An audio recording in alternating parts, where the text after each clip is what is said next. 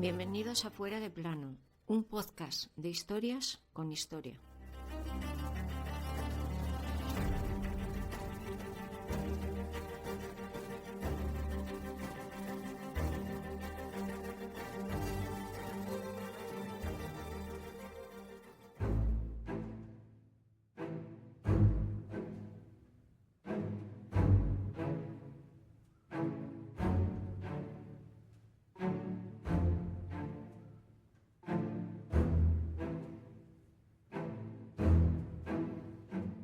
Tenía solo 10 años, aunque aparentaba muchos menos aquel 8 de junio de 1795, cuando su desdichada vida llegó a su fin, presuntamente. Aquel día moría, presuntamente, un rey sin reinar, pues sus padres, Luis XVI y María Antonieta, habían sido decapitados por la Revolución Francesa. Moría el que nunca fue Luis XVII, el rey perdido. Pero ¿por qué digo tanto presuntamente? Pues porque desde ese día, de junio, hasta hace bien poco, se pensó que ese niño no era Luis XVII. Finalmente, el ADN nos desvelará la verdad.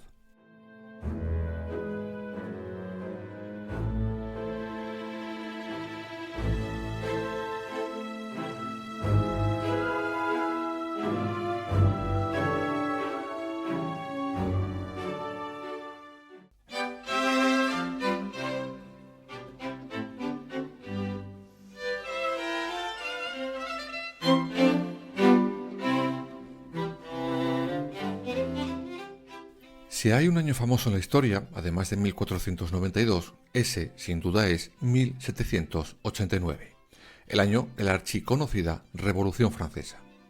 Ya contamos en su momento que Luis XVI tiene que convocar los estados generales, pues los otros Luises anteriores habían dejado las arcas reales tiritando. Pero la jugada le salió de mal a fatal. De ahí el pueblo y la burguesía toman las calles y el poder. Y por supuesto, la nobleza y la realeza lo pierden.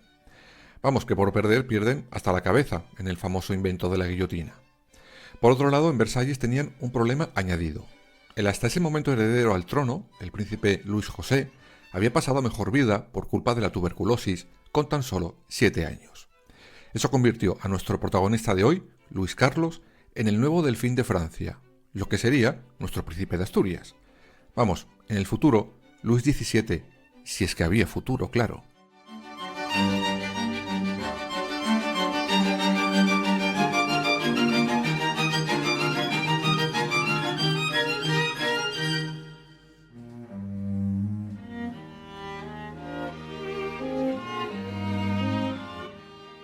Y no, ya sabemos que no había futuro para que la corona continuara de cabeza en cabeza, al menos en cabezas pegadas a sus hombros. La gente odiaba a la familia real. Ya sabéis que en especial a María Antonieta, y también sabéis, porque lo hemos contado aquí ya, que en buena medida por diversas noticias falsas, como la historia del famoso collar de María Antonieta, que ni era suyo ni nunca lo vio. Pero se cargó con la culpa, y para sumar leña a ese fuego será, en esos momentos, cuando Luis XVI y su familia intenten escapar de París en la ya mencionada huida de Varens, que como ya conocéis, salió mal, muy mal, pues les pillaron con el carrito del helado.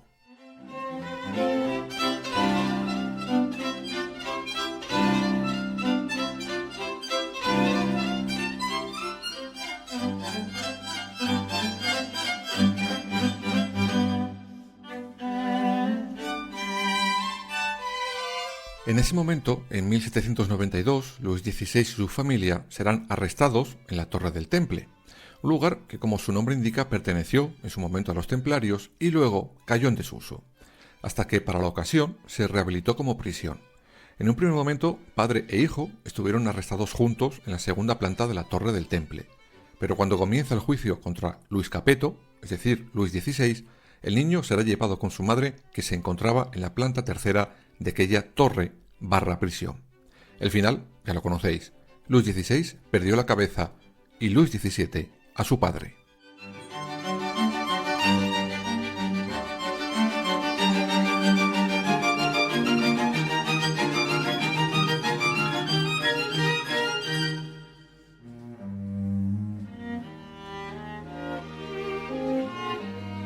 La intención de todas formas de los revolucionarios con Luis Carlos era la de reeducarlo como un ciudadano de la revolución.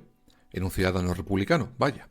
Pretendían impartirle esa educación y lo primero era alejarle de su familia para que fuera perdiendo ese sentido de, llamémosle, superioridad por pertenecer a la realeza. Y oye, dicho y hecho, en julio de 1793, Luis Carlos y María Antonieta se despidieron hasta tercero verse de nuevo nunca.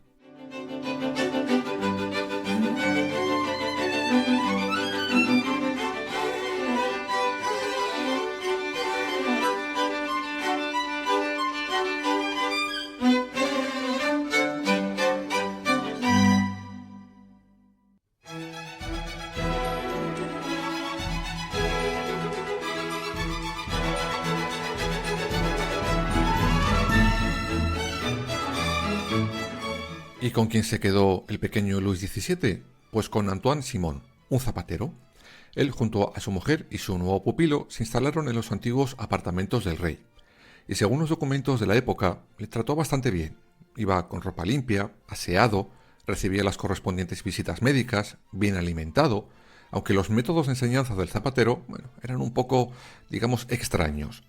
Las clases se basaban en canciones sociales, soeces, por ejemplo. Será en ese momento cuando el que nunca será Luis XVII firme incluso una declaración contra su propia madre por prácticas incestuosas, evidentemente influenciado por su nuevo tutor. De todas formas, cuando llegó el juicio de María Antonieta, esta declaración ni siquiera será tenida en cuenta. No hacía falta.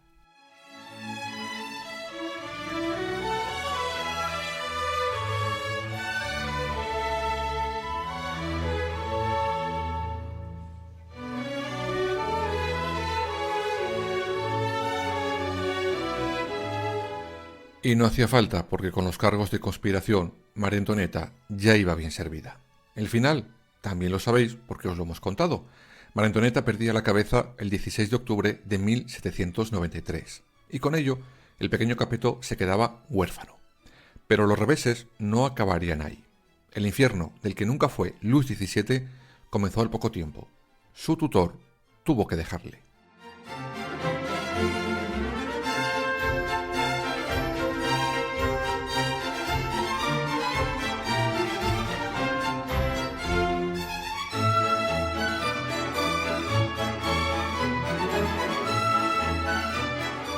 En esos momentos se dictó un decreto de recorte presupuestario por el que una persona no podía tener dos cargos públicos. Y claro, el zapatero Simón tuvo que elegir entre su función pública o seguir siendo el tutor / educador del joven Capeto.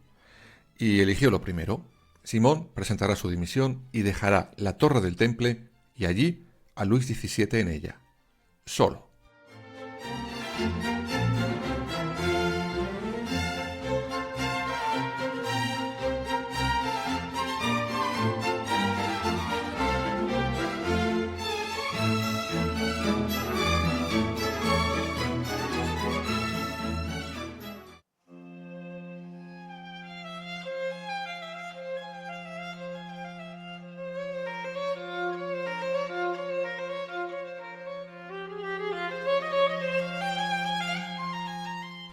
Y justamente por esa idea de reducir costes, la Comuna de París decidió no buscar sustituto al zapatero, Simón.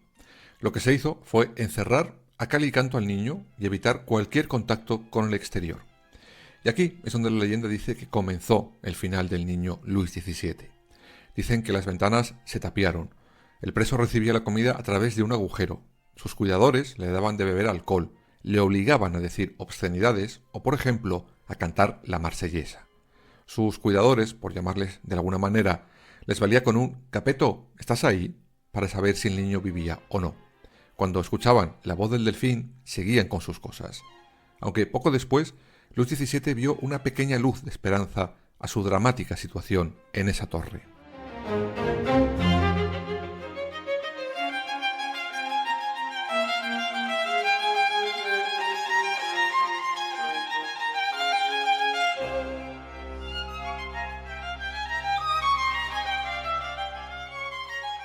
Un tal Paul Barras será nombrado comandante jefe de las fuerzas del interior, y lo primero que hizo fue visitar al prisionero Capeto.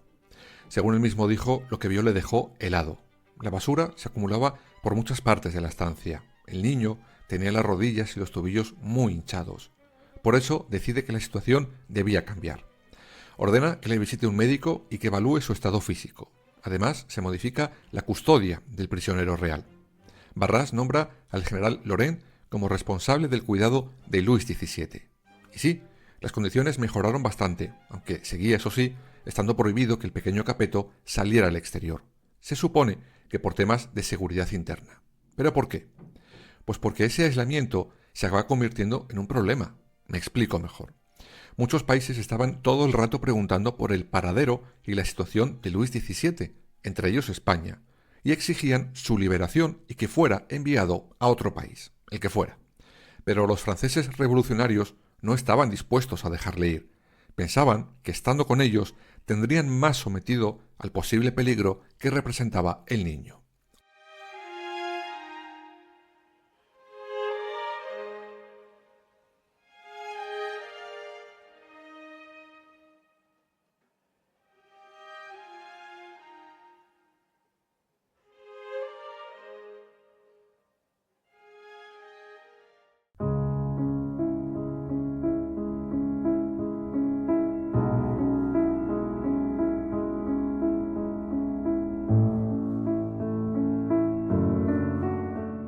Poco después, el general Laurent dimite y será nombrado el comandante Lasné, como el cuidador de Luis XVII.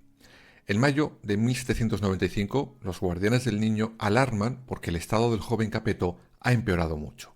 Hablan de enfermedad muy grave. Tras este aviso, acude un médico que examina al niño, y sus impresiones no pudieron ser más claras. Abro comillas. Me encuentro con un niño idiota, agonizante, víctima de la miseria más absoluta, del abandono más completo. Aún así, no le encuentra nada grave, o al menos no se lo quiere encontrar, y con un cambio de dieta, la alarma por la salud del niño Capeto queda apagada.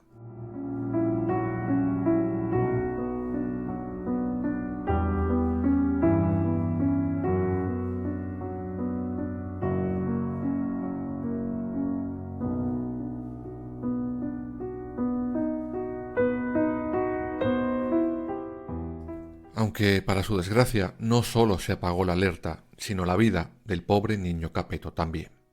El 8 de junio de 1795, los guardias que le custodian vuelven a llamar de urgencia al médico, pero esta vez ya era demasiado tarde.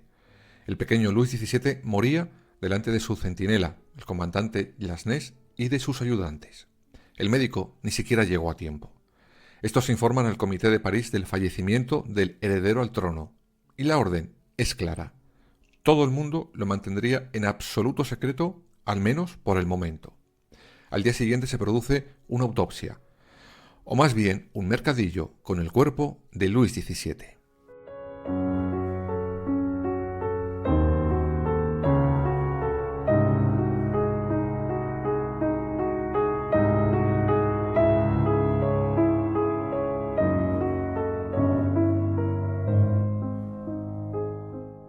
Esa autopsia la dirige el doctor Peletán, el mismo que había dicho las frases que os contaba hace unos minutos.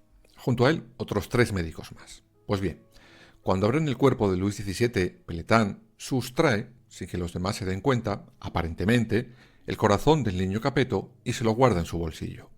Corazón que fue conservado en alcohol durante muchos años y que después de muchos robos e idas y venidas será depositado en una urna de cristal en la Basílica de los Reyes de Francia. Pero no se quedó ahí la cosa en esa autopsia. No, ni mucho menos.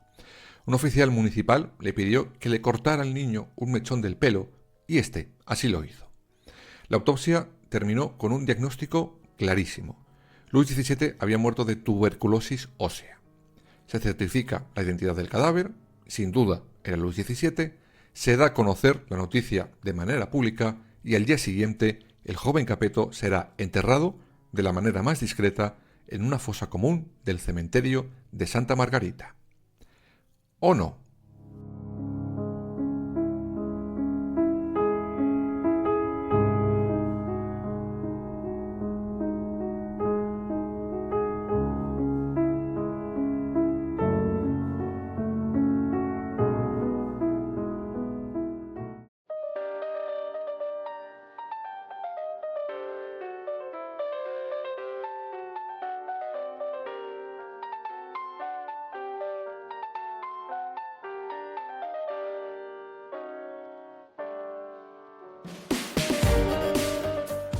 ¿Os acordáis de lo de presuntamente que os dije al principio del capítulo? Pues vamos con ello.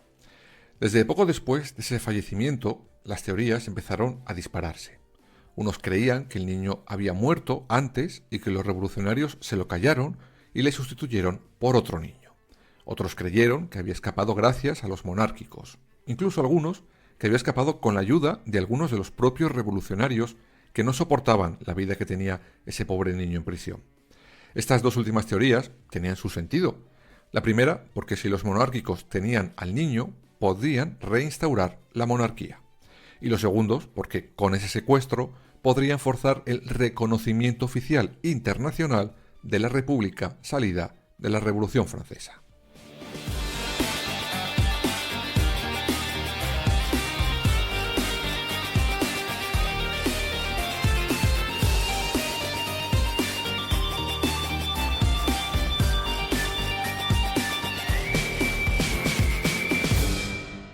Pero no solo había teorías. Cuando la monarquía vuelve a Francia, después de Napoleón, más de 100 personas aseguraron ser el joven Capeto. Algunos incluso ni siquiera eran franceses, pero oye, por intentarlo que no quede. Pero ¿cómo os quedáis si os digo que unos mechones de pelo confirmaron que existieron de verdad dos niños en esa torre del templo? Vamos con ello.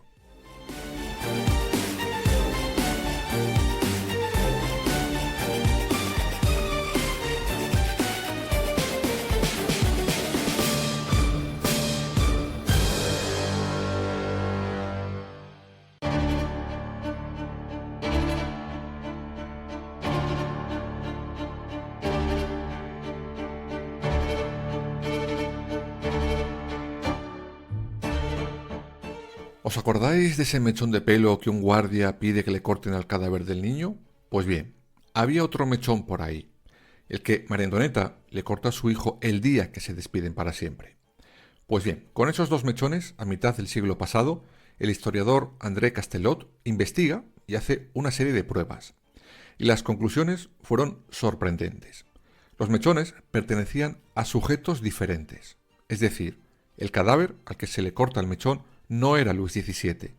Esto confirmaba la teoría que os contaba antes, que el joven Capeto murió mucho antes y fue sustituido por otro niño que sí murió aquel 8 de junio.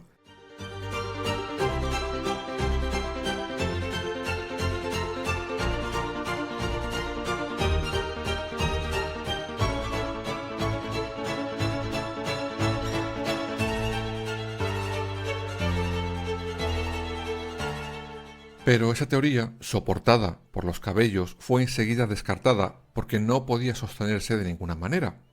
Los mechones quedaron descartados como pruebas, pero quedaba algo que sí que era 100% del joven Luis XVII. Venga, seguro que sabéis qué es. Efectivamente, el corazón que el médico robó del cadáver.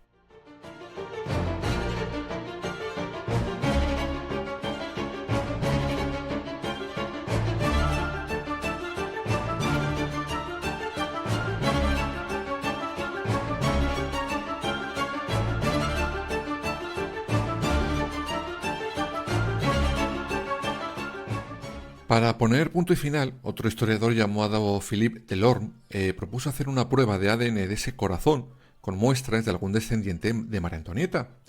Y sí, había descendientes. Pues Luis XVI y su esposa tuvieron una hija que era hermana del delfín de Francia. Ella era María Teresa de Francia, que sí llegó a una edad adulta.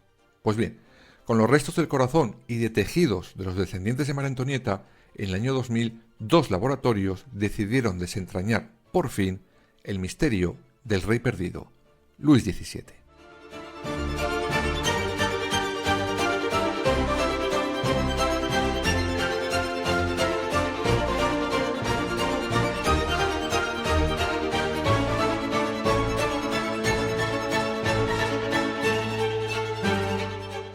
Pero ¿cómo lograron estos laboratorios el ADN de María Antonieta? Pues la historia también es curiosa. Lo hacen gracias a la abuela de Luis XVII. Me explico. La emperatriz María Teresa de Austria había tenido 16 hijos y se hizo una cadena. Y en esa cadena había 16 medallones en recuerdo de cada uno de sus hijos. ¿Y qué había en esos medallones? Cabellos. Así que cuando se encuentra ese collar, los científicos dan palmas con las orejas. Tenían, ya por fin, otra parte necesaria para hacer la prueba del ADN. Pero se quisieron asegurar y encontraron una descendiente viva, la anterior reina de Rumanía, quien era descendiente directa de la propia María Antonieta. Y los resultados no pudieron ser más concluyentes.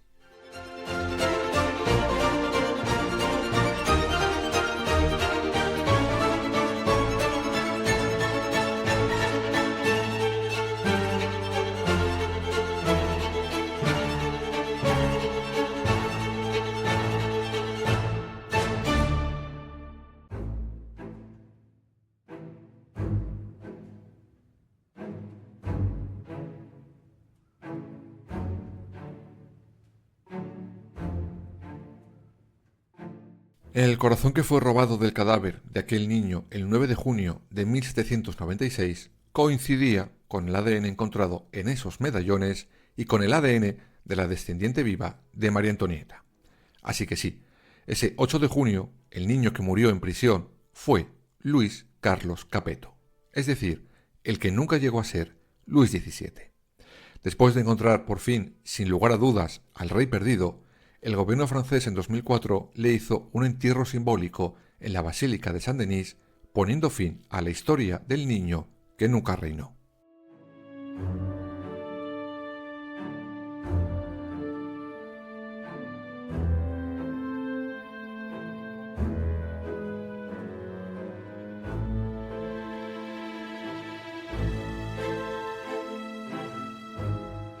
Como acabamos de ver, ese niño de 10 años jamás salió con vida de aquel terrible encierro. Murió con su nombre de rey, pero sin serlo nunca. Murió alejado de sus padres y familia. Murió en nombre de la libertad. Ahora bien, la pregunta sería, ¿qué libertad puede justificar la muerte en esas condiciones de un niño de solo 10 años? La respuesta os la dejo a vosotros.